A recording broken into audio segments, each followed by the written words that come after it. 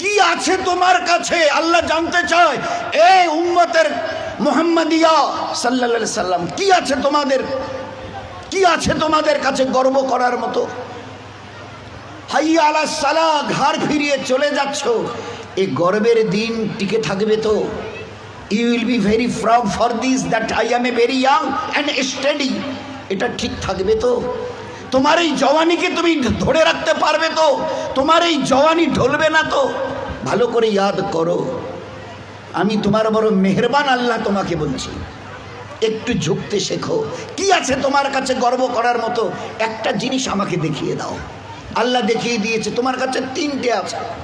তিনটি কি কি? এক, পায়ের নখ থেকে মাথার চুল পর্যন্ত নাপাক ছাড়া আর পাক বলে কোনো কিছু নেই তোমার কাছে। দেখাও একটা জায়গায়, এই জায়গাটা পাক আছে, বদবু ছাড়া খুশবু বের হয়, দেখাও। পুরুষ হওয়ার মেয়ে ছেলে দেখাও না।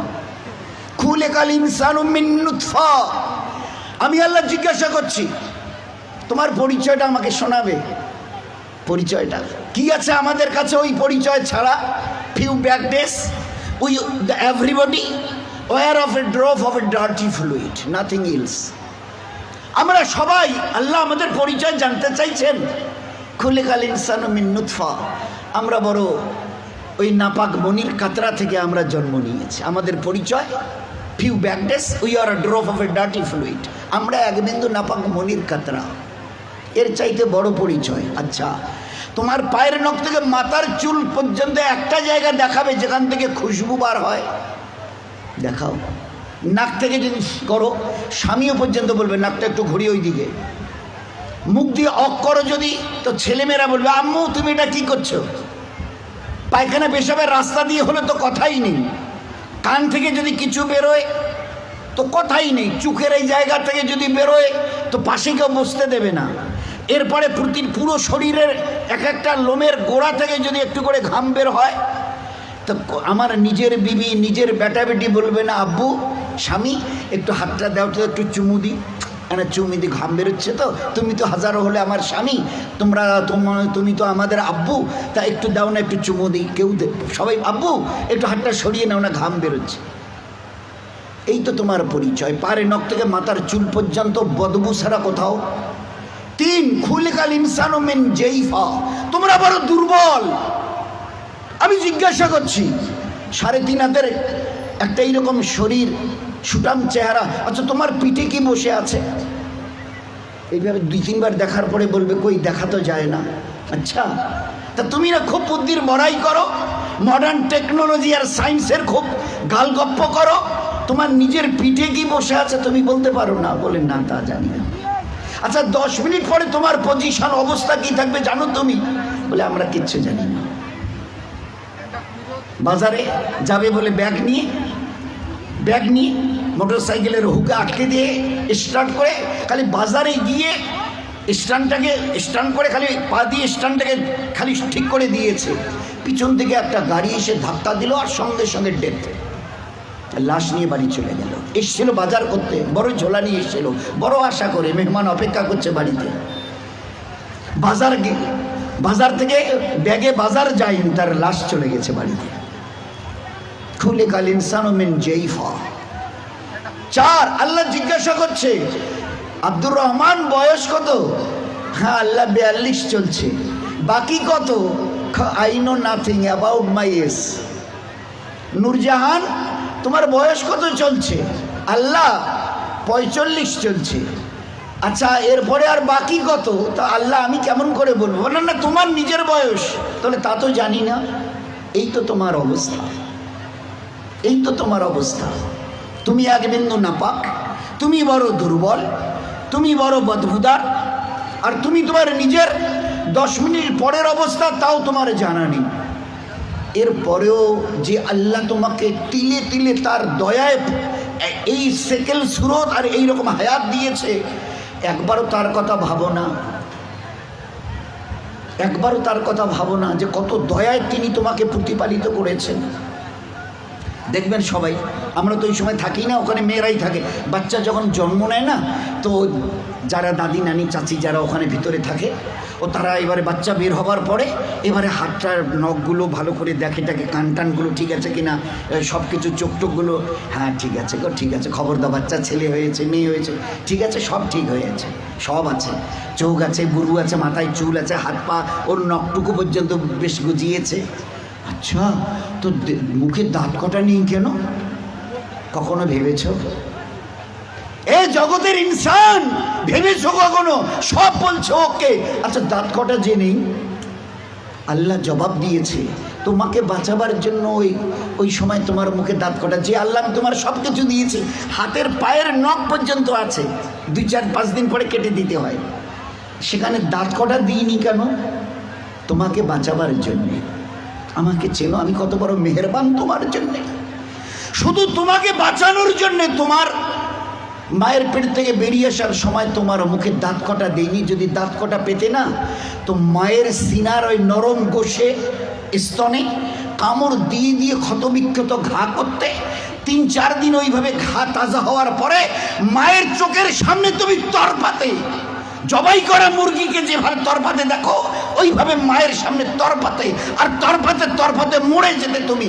তোমার মা একটাবার বুকে তুলে তার নিজের সিনা তোমার মুখে লাগাতো না, এই জন্য তুমি কামড় দিয়ে ঘা করে দিয়েছো।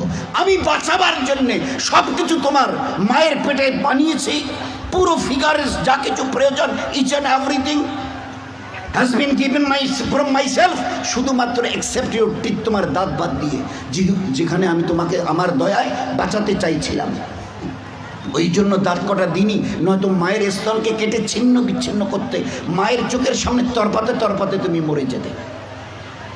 একটাবার চিন্তা করেছো আমার কথা? তোমার প্রতি কত দয়া করেছি। ফের এই বাচ্চাটা হাদিসে পাকের মধ্যে এসে আস্তে আস্তে যখন বড় হয়, তার বুবুকে, ভাইকে, আব্বাকে কিছু খেতে দেখে, শব্দ এর কানে আসে, আমারও ওইরকম দাঁত থাকলে আমিও খেতাম। আল্লাহ বলে, হাদিসে পাকের কথা বলছে, আল্লাহ বলে তুই একটু সবর কর, সবর কর, কারণ এখন তোর অতটা হুশ আওয়াজ হয়নি, এখনই যদি দাঁত দি মায়ের স্থানে কাপড় দিবি, একটু সবর কর, এই 7-8 মাস 9 মাস 10 মাস হোক না, একটু যখন, তারপরে আমি দাঁত দেবো।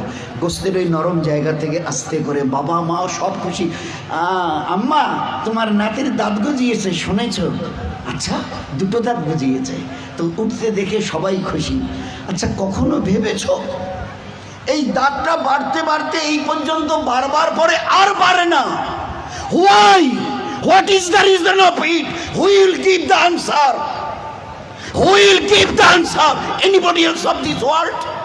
আছে কেউ দুনিয়াওয়ালা ও মডার্ন সায়েন্স মডার্ন টেকনোলজিওয়ালা এই দাঁতকে গজাতে দেখে খুশি হয়েছ? বাড়তে বাড়তে এই পর্যন্ত বেড়ে গেছে, তারপরে আর বাড়ে না। কোন দুনিয়ার মডার্ন টেকনোলজি এর পিছনে কাজ করেছে বলো? বলো না। দেখেছো আমার দয়া?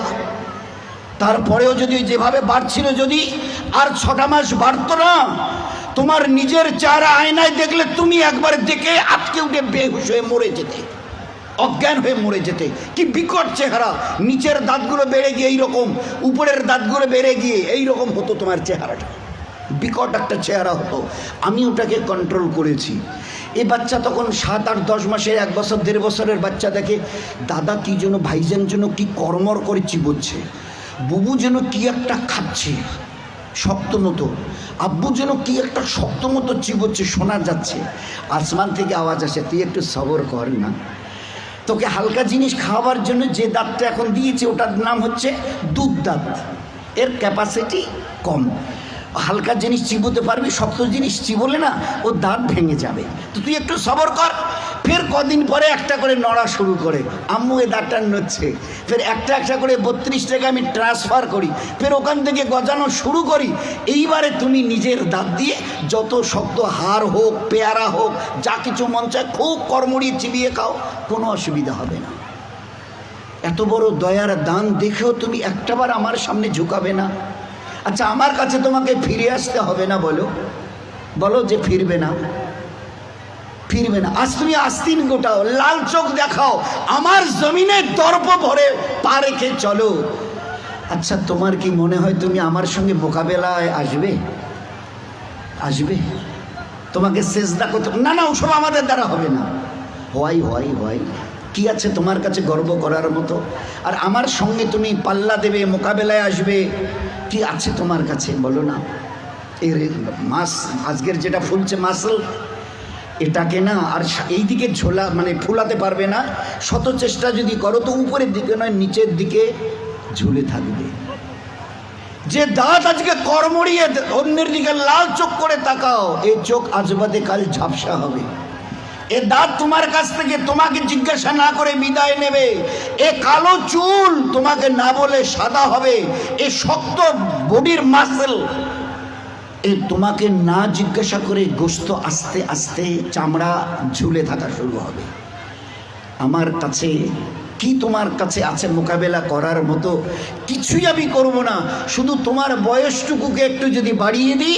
ও আম্মেরহু নুনাক্কিসহু ফিল খালক, মায়ের পেট থেকে বের হয়ে যেভাবে মুখ থুবড়ে পড়েছিলে, নিজের পায়খানা নিজের হাতে ওইভাবে ছেনিয়ে নিজের মুখে দিয়েছিলে না, আমাকে তুমি কি দেখতে চাও?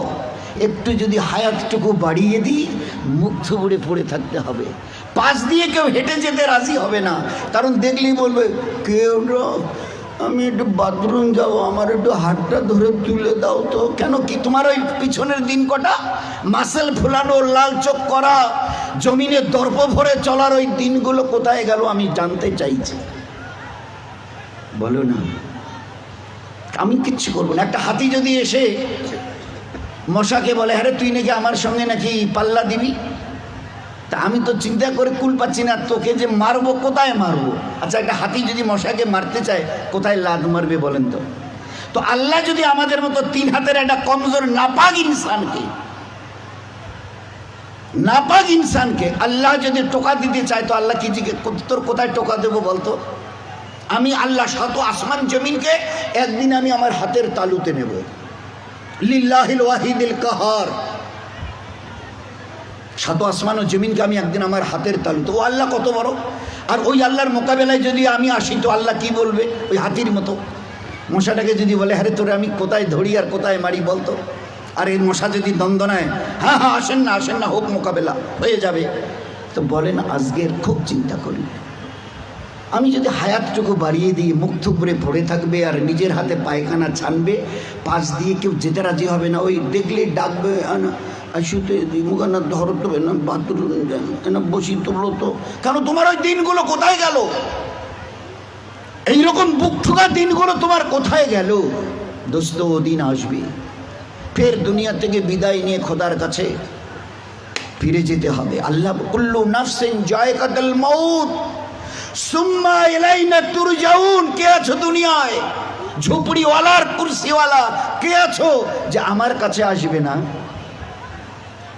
শেষ কথাটা অনুরোধের সঙ্গে, আমরা যত ভাই এখানে এসছি, প্যান্ডেলের ভিতরে বাইরে, আমাদের যত মা বোন ওখানে ভিতরে আছে, তারা সবাই একটা কথার উত্তর দিই, নিজের ইচ্ছায় আমি দুনিয়ায় এসেছি, কারো উপরে ভরসা করে নয়, ডিপেন্ড করে। আমি আমার নিজের ইচ্ছায় এসেছি।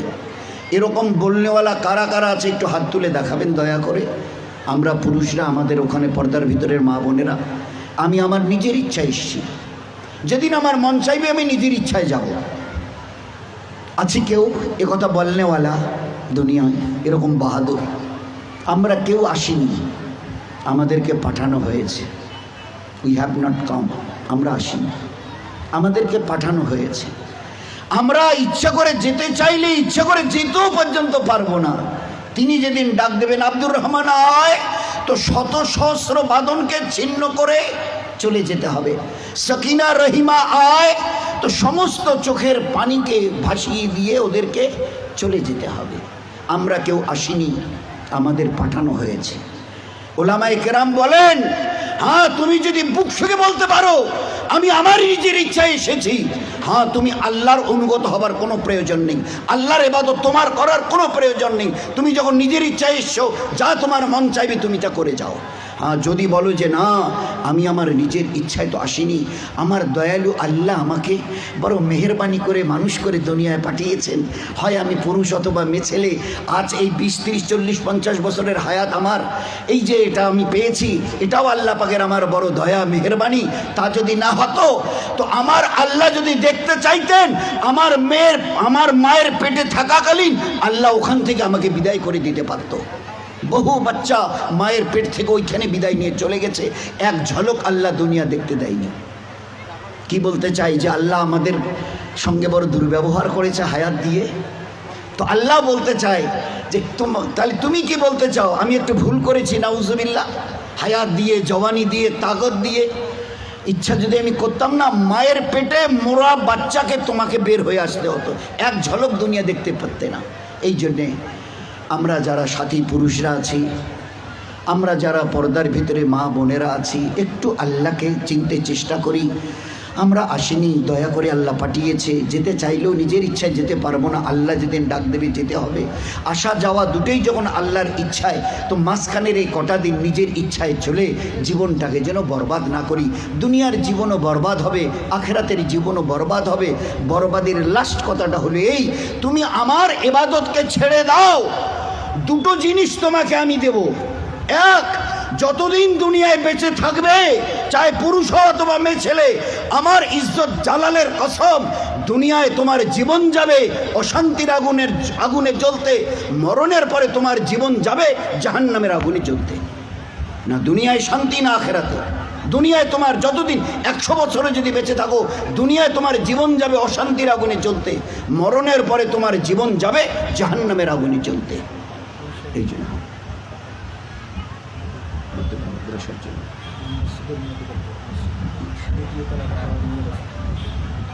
তো ভাই, এই জন্যে আমরা আমাদের মা বোনেরা একটু হুঁশ করে চলি। দুনিয়ার জীবন আল্লাহ তছনছ করে দেবে যদি তার ইবাদতকে ছেড়ে দিই। ওটা আল্লাহর কথা বলছে হাদিসে কুদসি, আমার ইবাদত করো, জীবনটা তোমাদের ধন্য হবে, অন্তরকে শান্তি দিয়ে ভরিয়ে দেবো। আল্লাহ বলছে হাদিসে কুদসি, হে আদমের সন্তান, আমার ইবাদতের জন্য তৈরি হও, তোমাদের মুসিবতকে দূর করে দেব, আর অভাবকেও দূর করে দেব, পেরেশানি দূর হবে। আর যদি আমার ইবাদত করতে রাজি না হও, শত সহস্র মুসিবতের দ্বারা অন্তরকে জর্জরিত করে দেব। তো এই জন্য চেষ্টা করবো ভাই ইনশাআল্লাহ। ও প্রথমের কথাটা মনে আছে, যে যত নিজের মাথাকে, পুরুষ অথবা মেয়ে ছেলে, আমরা আল্লাহর কাছে যতটা ঝুঁকাবো, তত বেশি আল্লাহ দুনিয়াতে ইজ্জতওয়ালা করবেন, আখেরাতে তার চাইতে লক্ষ কোটি গুণ বেশি আল্লাহ ইজ্জত দিয়ে 8টা জান্নাতের দরওয়াজা আমাদের জন্য খুলে দেবেন। চেষ্টা করবো ইনশাআল্লাহ ভাই, সবাই চেষ্টা করব। আচ্ছা, কারা কারা চেষ্টা করবে একটু হাত তুলে দেখাই না। সবাই চেষ্টা করব ভাই। হ্যাঁ, আল্লাহ আমাদের সবাইকে তৌফিক দিকে।